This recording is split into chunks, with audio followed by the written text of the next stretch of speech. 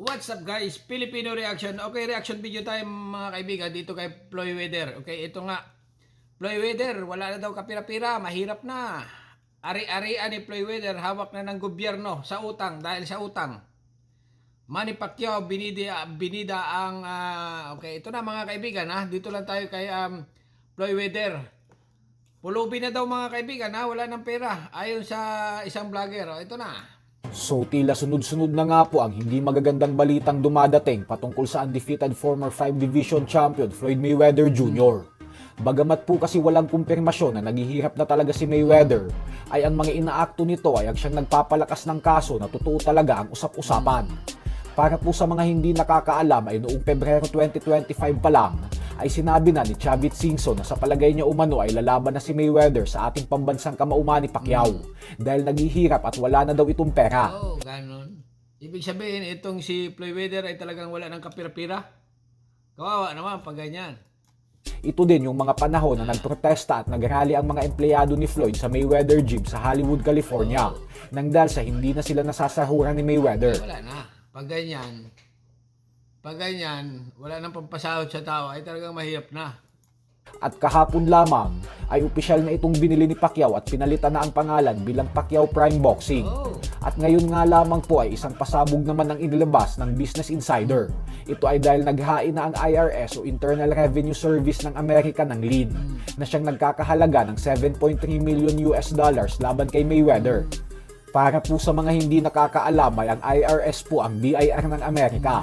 Kaya usaping tax na naman ang panibagong problema ngayon ni Mayweather. Dahil pira, no? Dahil pira ni Floyd Mayweather. Ayan, oh. Floyd Mayweather, dahil pira nung araw. Pero ngayon, naghihirap na.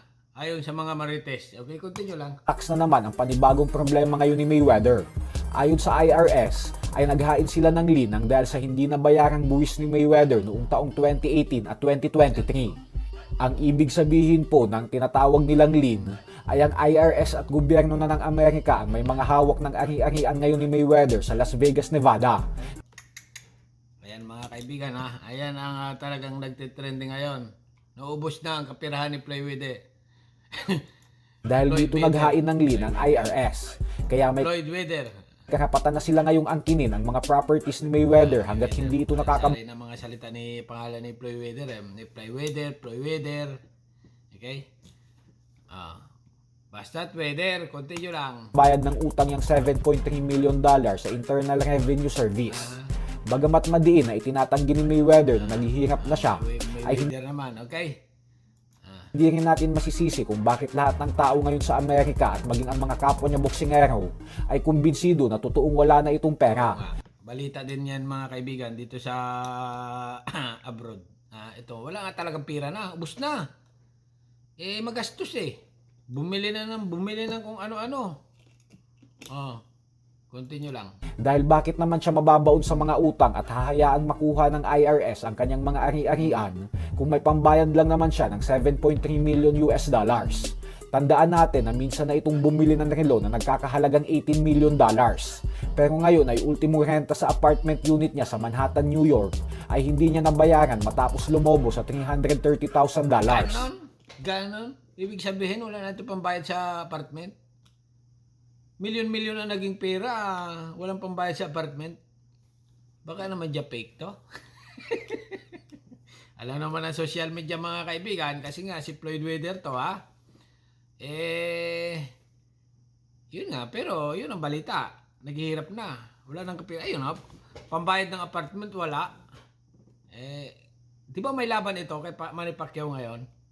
Diyan ulit magkakapira ito. Dahilan kung bakit sinipa rin siya dito at sinampahan ng kaso. Yang $330,000 na hindi niya nabayaran ay ipinapatalo niya lang dati yan sa sugal sa loob ng isang gabi. Nako, ay puro sugal naman pala ito. Paano hindi maubos ang kapirahan? Nako. Kaya pala, akala ko ba naman mabili-bili lang ng gamit. Yung pala naman sugal. Kaya kayo na lang po ang humusga dyan. Sa kabilang banda naman mga idol ay habang sunod-sunod nga po ang mga problemang kinakaharap ni Mayweather, ay kabaliktaran naman para sa ating pambansang kamauman ni Pacquiao. Ito ay dahil patuloy lang itong nag-e-enjoy ngayon sa Amerika. Matapos niyang bumili kanina ng Rolex watch sa halagang 16.5 million Wow. pesos, ay dumiretso naman ito sa NBA game ng New York Knicks sa iconic Grabing yaman ni Pacquiao, ano? Sobra, magkano bili niya? Magkano sa relo? Matapos niyang bumili kanina ng Rolex watch sa halagang 16.5 million 16.5 million peso yon. Mahal naman yan. Grabe talaga mga kaibigan, ha. Wala na magawa sa pera si Manny Pacquiao. Pero afford niya yan. Okay? Kasi nga, sariling sikap niya yan, Kaya wala tayong magagawa dyan, kundi maritis na lang. Yan ang gusto niya, di ba? Dahil pira ni Manny Pacquiao, samantalang itong si Mayweather ay ubos na, naghihirap na. Wala nang pambayad sa apartment. Sabi niya, no? pesos, ay dumiretso naman ito sa NBA game ng New York Knicks sa iconic venue ng Madison Square Garden. Nakaupo si Pacquiao sa celebrity row kung saan nasa 2 million pesos ang presyo ng isang upuan. Bukod dyan, Magkano upuan? Upuan sa NBA? Mahal naman. sa iconic venue ng Madison Square Garden. Nakaupo si Pacquiao sa celebrity row kung saan nasa 2 million pesos ang presyo ng isang 1 upuan. million pesos, di sa US yun, nasa kwan yun. Mura lang.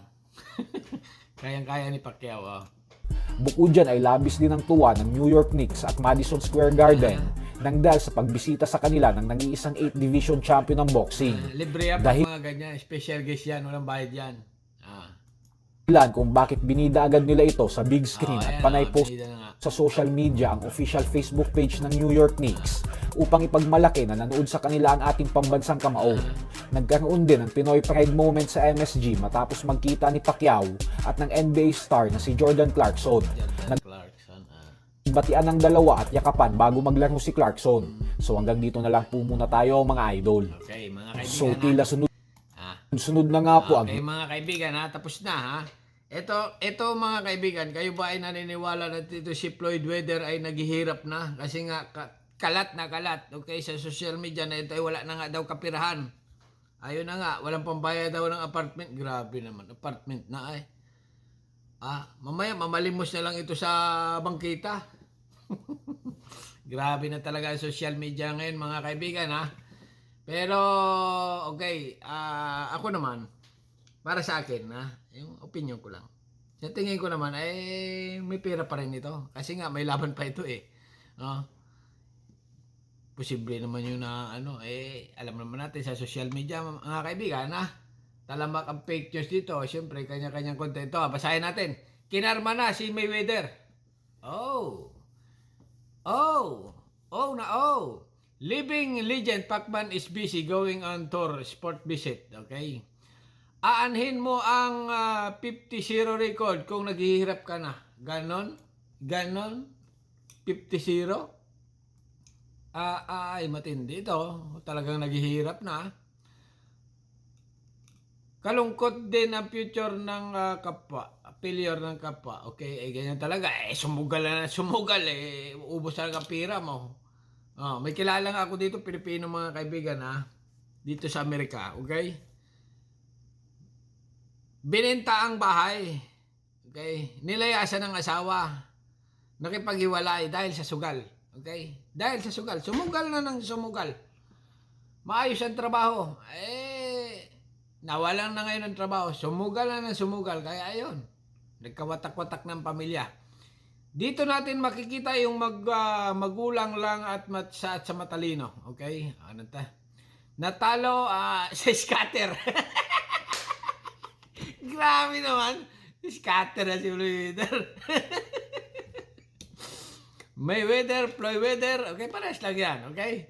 Nanalo, natalo sa scatter. Grabe naman. Pati scatter, kasama na dito, Kaya buti talaga ang Panginoon. Kaya buti talaga ng Panginoon. Ang taong mapagkumbaba siya ang itataas. Ang napakataas ay siyang ibababa. Ayan mga kaibigan, ang comment ng ating mga kababayan. Kanya-kanya, okay? Karma yan. Tax exactor din si Floyd Mayweather, okay? Dapat nakaharap ka, boss Martin, tulad ni Floyd.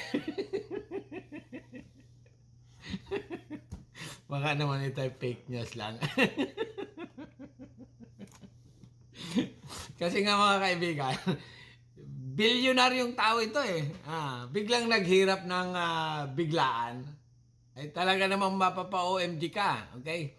Tax nga naman sa Amerika. Mga kaibigan. Pag kayo ay abroad sa mga part ng Europe, Amerika, Canada, asahan nyo ang tax nyo dyan. Ay talaga namang sandamakmak ang tax nyo dyan. Pagbayad mo ng bill, may tax din yan. Nako. Milyon lang po, hindi trilyon. Ganon. Milyon ang pera. Trilyon sa peso. Pag kinonvert, okay? Milyon ang pera niya sa peso, pero pag kinonvert sa peso, ay trilyon, di ba? Milyon sa US, trilyon sa peso, okay? Bumili ba naman ng building worth 400 million US dollar sa New York, kaya naghihirap na? Ganon. Bumili siya, ano nangyari sa binili niya? Kung siya ay bumili. Ngayon, wala nang pambayad sa apartment. Grabe naman. Weather lang, sabi ni Irap. Pati si Irap, nadamay na dito Lods, tanong lang po, patakaran na ba yan ngayon? Ipakita ang mukha nyo. Yan din kasi nakikita ko sa ibang channel. Okay, ito mga kaibigan, ito kung patakaran na daw ng YouTube ang magpakita ng mukha. Ay, oo. Mga kaibigan, kung kayo ay mag-YouTube, magpakita na kayo ng mukha. Kasi nga, pag hindi kayo nagpakita ng mukha, ay possible ma-terminate kayo. Kasi nga, ang rules ng YouTube ay paiba-iba. Gusto niya originality, ayaw na ng AI. Kasi nga, sobrang damakmak na ang kumakalat na AI ngayon at saka fake news. Samantalang kung ikaw ay magpapakita ng mukha, ay possible na hindi ka ma-terminate. Okay? Pacquiao will also go back-back-back-backan. Okay? With Mayweather. Okay? Bilang pera pa more. Yabang mo kasi. Congrats, Floyd. Lesson and learn. Baka nagsusugal. Nagsusugal nga. Sumugal na sumugal. Karma niya sa pagyayabang sa kayamanan hambog. Oy, grabe talaga. Okay? Eto na lang mga kaibigan, abangan na lang natin ang laban nila. Okay? Kasi nga, bawat palapit ng palapit ang labanan nitong Mayweather at saka Pacquiao, ay talagang pasabik ang mga bawat balita, mga kaibigan. Kasi nga, totok na totok ang mga tao. Di totoo yan, naghira si Floyd, imposibleng matalino yan. Okay? Imposible, matalino yan. Okay? Yan mga kaibigan, medyo may umuhugot. May hindi naniniwala. May naniniwala. Ang tanong, totoo ba? Okay? Parang ano yan Pinay mystery. Merong naniniwala. Meron namang naghinala. Ang tanong, totoo ba? Okay? 2 days bago i-announce ang laban nila ni Manny, sinabi ni Stephen Smith na broke na daw si Mayweather. Bilis naman. Kailan lang milyonaryo naging broke na. Grabe. Okay, hanggang dito na lang mga kaibigan. At anong masasabi nyo dito sa balita na ito na si Mayweather ay naghihirap na nga. Okay? Okay. Pero, ang laban nga nila ni Manny Pacquiao ay yun ang ating abangan kung sino panalo at talo. Okay? Itong balita na ito ay 50-50 pa ito. Possible na tunay, possible na hindi. Okay, hanggang dito na lang mga kaibigan at subscribe my channel. Don't forget, comment. Bye-bye. Thank you.